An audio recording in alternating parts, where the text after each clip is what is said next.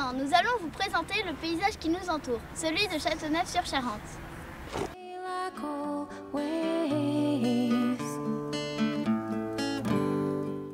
Le paysage que nous percevons est un paysage rural marqué par l'exploitation de l'or. Nous sommes ici au lieu-dit chez Girard, sur la colline qui surplombe la petite ville de Châteauneuf-sur-Charente. Cette commune comprend environ 3500 habitants que l'on nomme les Castelnauviens. La culture de la vigne. La viticulture domine sur les collines. Châteauneuf est implanté au cœur du vignoble cognacé.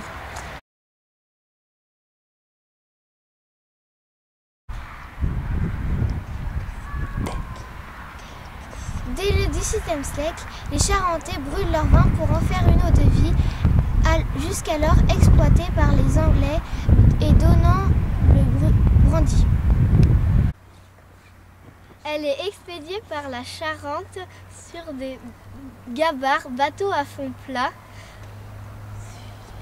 qui permettent de remonter le cours du fleuve jusqu'à La Rochelle, où la liqueur est ensuite acheminée vers les pays du Nord. L'origine du cognac est donc très ancienne.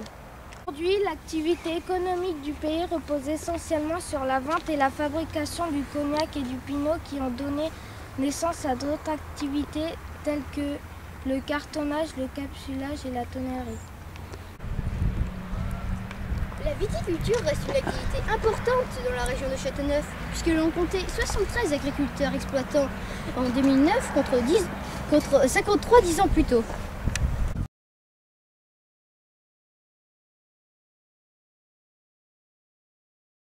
Lorsque l'on descend dans la vallée de la Charente, les activités agricoles dominantes sont la culture maraîchère et l'horticulture. On trouve aussi l'élevage de bovins et de volailles. Pendant longtemps, Châteauneuf pouvait s'enorgueillir de célèbres champignonnières. Malheureusement, elles ont été fermées en 1993.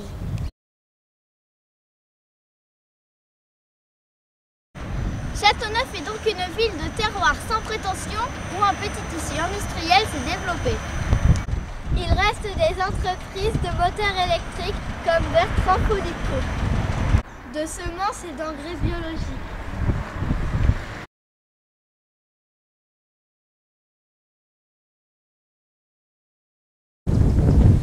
Ne cherchez plus le château de Châteauneuf car il n'existe plus depuis 1725. Le premier château, le château de Berdeville, l'ancien nom de Châteauneuf, a été construit vers l'an 1000 ici sur l'île de Lafay. Il a été détruit par un incendie en 1081 et reconstruit en dur, cette fois-ci plus loin sur les hauteurs. Le château est une solide forteresse qui défendait le Pontin-le-Cou jusqu'au XVIIIe.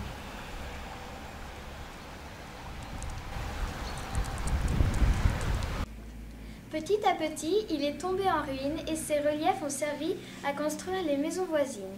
Il ne reste aujourd'hui qu'une partie du rempart.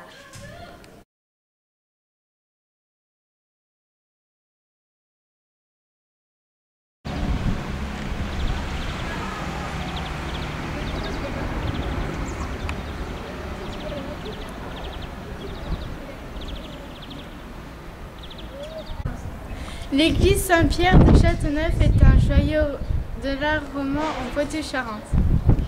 On retrouve les éléments typiques de l'art roman, tels que le portail avec ses voussures sculptées.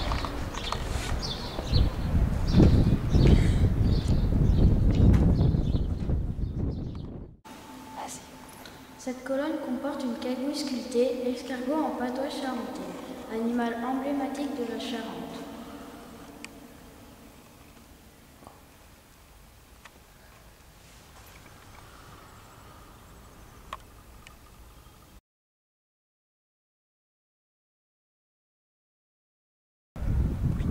Nous sommes ici sur la place des Minimes. Elle porte son nom en souvenir d'un couvent fondé par le curé de Châteauneuf en 1620. Il a été tenu par des minimes, des moines pauvres. Ce couvent a duré jusqu'en 1789. Il n'en reste que la tour et sa terrasse hexagonale.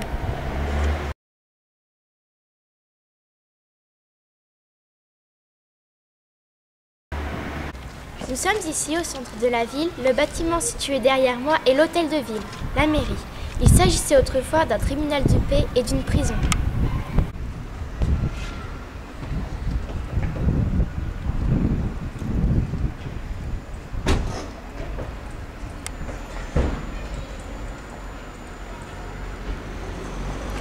Tout autour, les rues sont commerçantes.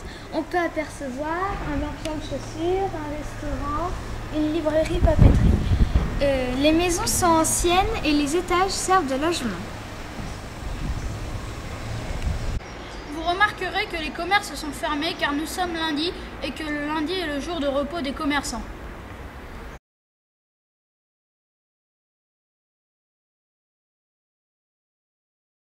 En quittant le centre-ville, des lotissements récents sont créés pour accueillir de nouveaux habitants qui travaillent souvent dans les grandes villes voisines comme Angoulême et Cognac. Châteauneuf connaît le phénomène de rurbanisation.